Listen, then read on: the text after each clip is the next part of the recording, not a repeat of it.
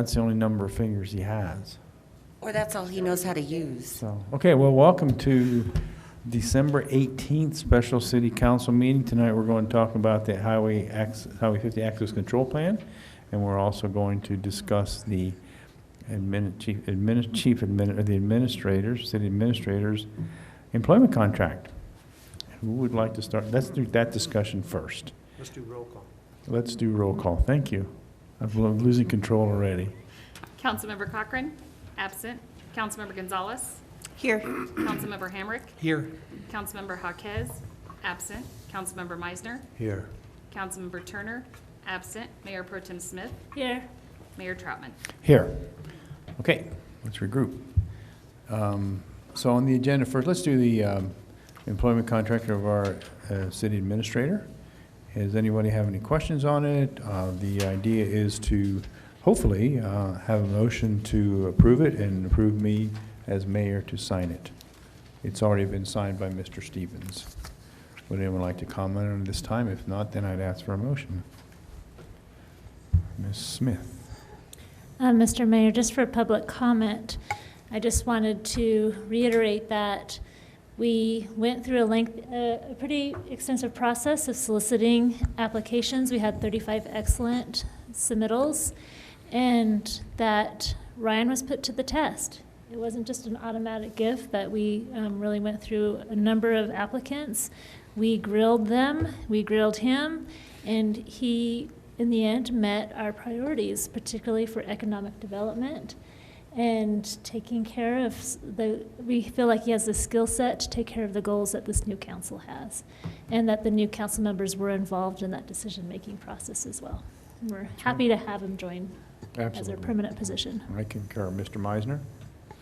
Oh, I'll just talk to Mandy, I guess. She's the only public person here. I think it's important to acknowledge what Ms. Smith just communicated and to recognize that I may not say this appropriately, but I'll say it. Mr. Stevens wasn't hired because of his administrative record. He was hired because of his skill set that he's demonstrated to council as our interim, and his ability to look at the administrative side of this organization through what we call the lens of economic development. And if he can continue to do that and grow administratively, I could see him being here for quite some time. That will be a real challenge for him to do that, but that's why he is being selected, is with the confidence that council has in him and his ability to grow and his ability to do those things through that economic development lens. That's very, very critical for this council and the new council. Yes, I concur. Thank you. Mr. Hamrick. Thank you, Mr. Mayor. I'd just like to say that, as we did go through this process, there were, a lot of candidates to look at and a lot of very qualified candidates. And there may have been disagreements as we went through the process between various council members, but in my opinion, I would say to Mr. Ryan that you have the unanimous support of council, is what my feeling is. Okay. Thank you. Anyone else? Then I would entertain a motion to approve or direct me to sign the employment contract for Mr. Stevens. Mr. Mayor, Ms. Gonzalez? I make a motion that we approve the employment agreement contract for Mr. Ryan Stevens. And authorize the mayor to sign it. Oh, and authorize the mayor to sign. Thank you. Second. Thank you. Made and second. Any discussions on that motion? Mr. Mayor? Yes, ma'am. Just a message to Ryan. We're happy to have you as our permanent position for the administrator. We have confidence in you. We do have your back in making some bold, hopefully we're anticipating some bold moves in the future, and I'm really excited to get moving and making things happen together.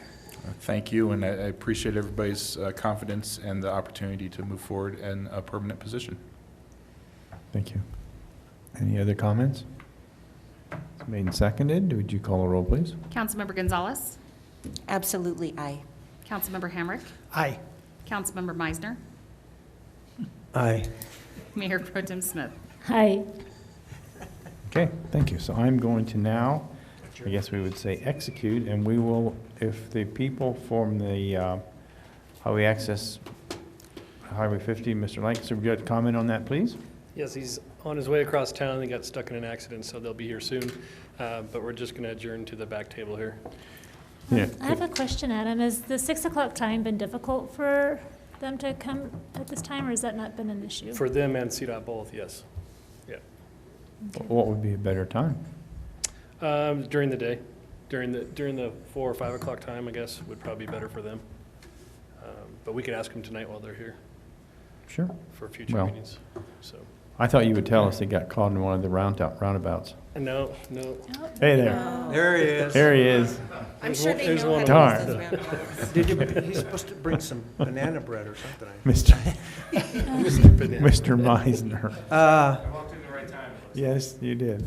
While you're asking that, I would suggest that the next meeting that we have that has a relatively full audience, to ask that same question of the audience and see what their feelings are. Sure. How would you like to conduct this? Are you? So David's on his way. Okay. You know, Jason's here with CDOT, but David's almost here. Okay. And like I said, we'll just meet at the back table like we All normally right. do. Let's do that. Okay. Go ahead. While we're waiting for them to come, I do have a quick announcement. I got an email today from Built for Zero Committee. And I've talked to you a little bit before about the Built for Zero and the methodology they're using for housing homelessness. And they had set a goal in 90 days to house 5 veterans and 5 chronic, those who are chronically homeless. And they had one of their first case conferencing. That's where they go name by name. So they have a list of homeless name by name where they know each of them by name, their specific needs, and because each person is different for what their needs to get into housing. And they've already housed 1 veteran and 3 chronic households. And so they're really feel like they've already got off to a good start and might have to increase their goal to house more quickly. So far, so They've good. housed 4 Mhm. four individual For cases. households, yeah. So the household, it could be like couples Sure. and stuff too, yeah. Cases. Can you Interesting. disclose, were there actual houses, apartments, or where did they house them? I don't have that information. Yeah. Okay, that's a bit unfair. We probably shouldn't And know is it- anyway. Sustainable housing? Or is it? It should be, yeah. Because they don't get vouchers unless it is. No, yeah. We adjourn to the back table. We're going to adjourn to the back table, We'll have but to find out. just, I don't have,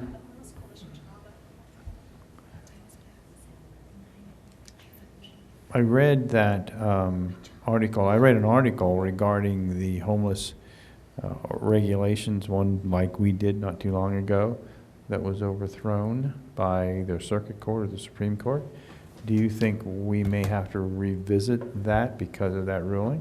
It's about sleeping on the sidewalks or tenting or whatever. There was actually kind of a sidebar discussion about that. Okay. And I think the short answer is it's possible, but this is just one circuit where this ruling has been made. There are conflicting rulings in other circuits, and so there has to be some resolution. The Supreme Court decided not to take it up at this time, but they will likely get another opportunity, so stay tuned. Yeah, and I think our community is doing very well at looking at the individual needs because they all probably have a diverse reasoning for what they're doing. And I don't see any campers in the band shell, which was always That's because the they're in problem. the public restroom now. well, but I think I'm quite proud of the way that all the organizations are starting to come together to visit the individual needs of the people because they are individuals, they need to be taken care of, and they can't just be one size fits all. And I see that not only in the churches, but in the people that have been and should be involved in it, including the city. And in our officers, I think it's great. And kind of a little caveat to that court ruling, Oregon has had some of those as well, and what they've decided is that they cannot remove them from the park if there isn't another place for them to go, like a place at a shelter. And so we are working with Loaves and Fishes for increasing the capacity for them to have more people at their shelter. And some of those solutions could require coming back to city council to help with some of that funding. Okay, Yeah, and that, she's pointing to the issue that the critical part of the ruling is that you Right. can't kick them out if there's no available Right. place for them to go. If we have, and that's where our ability to know what our available slots are, if we've got available slots, then that whole particular ruling doesn't apply. that's right, and good point, thank you. Okay, well, let's move to the back, to the table, and we'll talk to the Department of Transportation people.